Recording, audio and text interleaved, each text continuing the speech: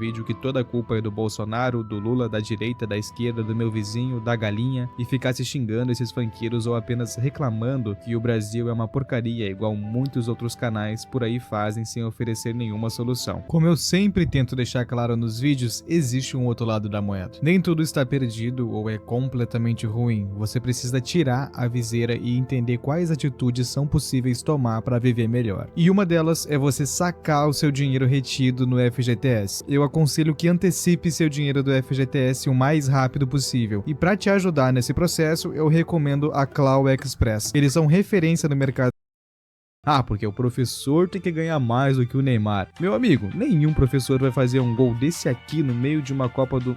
Não adianta reclamar, cara. Pela primeira vez na história, jovens com uns 18, 19 anos estão ganhando muito mais do que médicos renomados ou grandes cientistas. E você não vai mudar isso. Não vai. Ou você se adequa ao jogo ou fica por aí reclamando o dia todo. Você nunca vai vencer. E eu acho que te falta mais humildade, sinceramente. Porque não, meu amigo, o Brasil não tem solução, as coisas são assim, e eu acho que sempre serão. Afinal, funk é tudo lixo mesmo e ganhos míticos são ignorantes, então você nem tenta entender o que eles fizeram para alcançar o sucesso e uma boa condição financeira, que muitas vezes é justamente o que você também quer. A minha marca de docinhos artesanais, na época que eu vendia na rua, tinha literalmente o nome de uma gíria de funk que o MC Ig usa bastante, o tal desbica. Eu escuto funk? Quase nunca, mas essa forma e ideia de apresentar o meu produto deu muito certo, porque você não pode negar que isso aqui já virou cultura no Brasil, literalmente. E depois desse vídeo é provável que eu perca alguns inscritos que vão me chamar de hipócrita, afinal eu já critiquei funkeiros e outros influencers aqui no canal, e para certas pessoas, quando você fala mal de um lado, automaticamente não pode mais enxergar coisas positivas nele. Quero começar dizendo que eu gosto do canal do Samuel, e que isso não é uma tentativa de atacá-lo pessoalmente. E sim, responder um vídeo em específico que ele criou sobre a triste cultura brasileira, que por sinal, é um vídeo muito bom até certo ponto. Samuel, quando você diz que canais como o nosso deveriam focar mais em soluções e menos em reclamações, me pergunto, você realmente entende a complexidade dos problemas que enfrentamos no Brasil? Aqui não estamos falando de uma simples questão de otimismo ou pessimismo, mas de uma série de realidades interligadas que tornam a vida do brasileiro comum um verdadeiro campo de batalha. Primeiro, vamos falar sobre a suposta solução de se adaptar ao sistema, sugerindo que vender doces na rua é uma alternativa. Isso pode até parecer viável à primeira vista, mas você esquece de mencionar que, no Brasil, a regulamentação sobre vendedores ambulantes é rígida e muitas vezes punitiva. Eu mesmo vivi essa experiência, tentando vender paçocas para sustentar a renda, e sabe o que aconteceu? Em um dia de boas vendas, fiscais apareceram, apreenderam minha mercadoria e ainda me aplicaram uma multa de R$2.000. Isso porque, aqui, vender na rua só é permitido quando o trabalhador arca com taxas e impostos, enquanto quem trabalha no tráfico raramente enfrenta uma fiscalização tão intensa. Ou seja, na prática, o sistema quer que você pague para poder ganhar seu sustento, mesmo que seja com algo simples como vender doces. A ideia de se adaptar ao bostil parece descolada da realidade para quem já se beneficiou de privilégios, e assim, não entende que, para a maioria dos brasileiros, as opções são limitadas e, muitas vezes, injustas.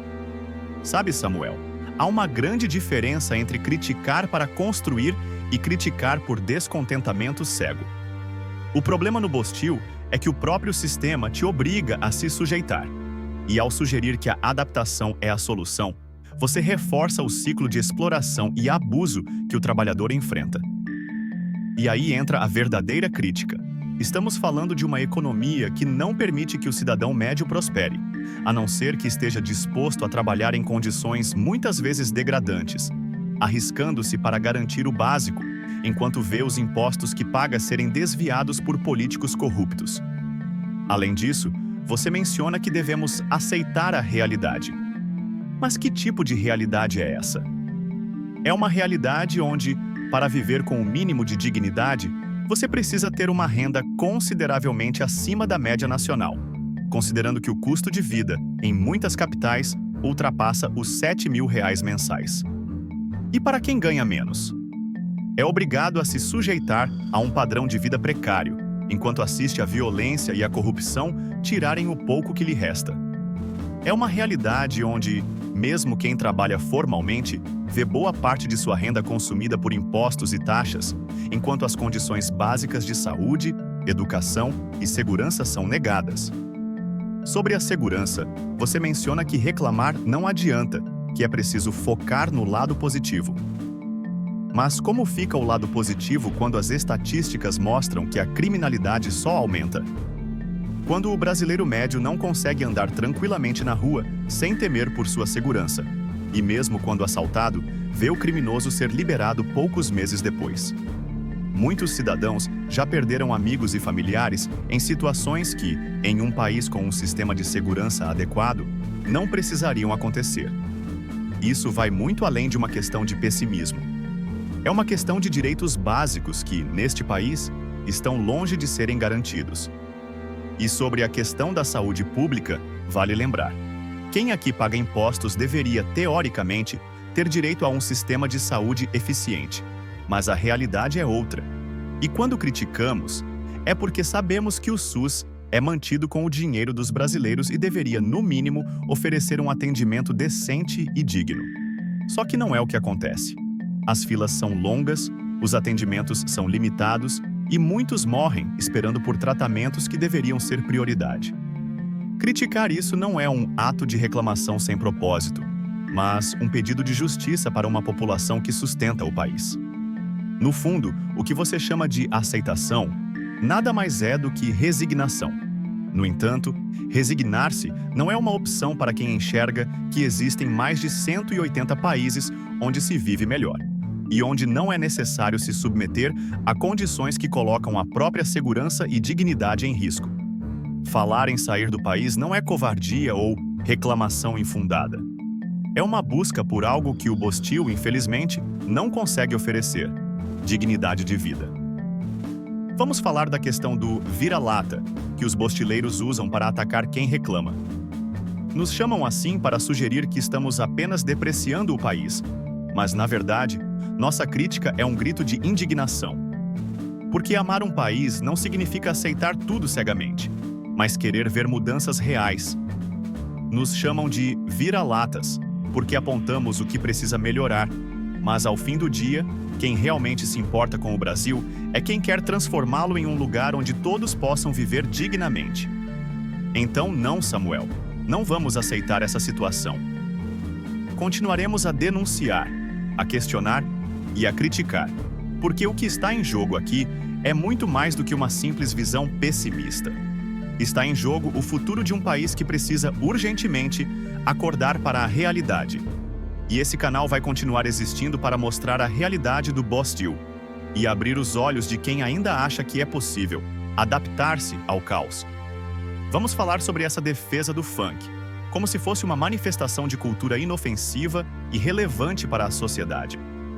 É interessante que o Samuel, ou quem quer que seja, tente minimizar a realidade desse tipo de conteúdo degradante, falando como se as críticas ao funk fossem puro preconceito. Ora, não se trata de generalizar por falta de conhecimento ou de tentar desvalorizar uma cultura, mas sim de enxergar que o conteúdo das letras promovidas pela maioria do funk hoje em dia exalta o crime, incentiva o uso de drogas e glamoriza situações de risco e violência. Para ser claro, o problema não é a batida, a dança ou a arte em si. O problema é o que está sendo propagado por grande parte desses artistas.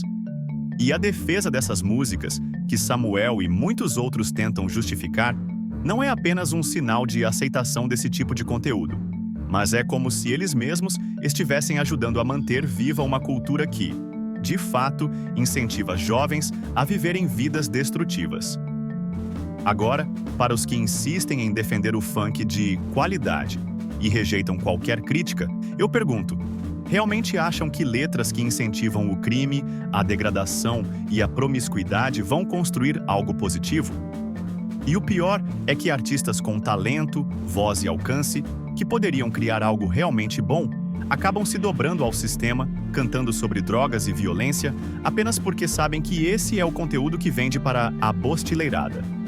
No fim, não estão preocupados em melhorar o país, em fazer uma arte que inspire ou eleve. Estão focados em engordar a própria conta bancária, mesmo que isso signifique destruir a mente dos jovens que consomem suas músicas. Então sim, Samuel, vamos generalizar, porque o funk hoje, no Bostil, é isso, um reflexo de tudo o que há de errado. É uma cultura que, infelizmente, se rendeu ao que é mais baixo e mais prejudicial.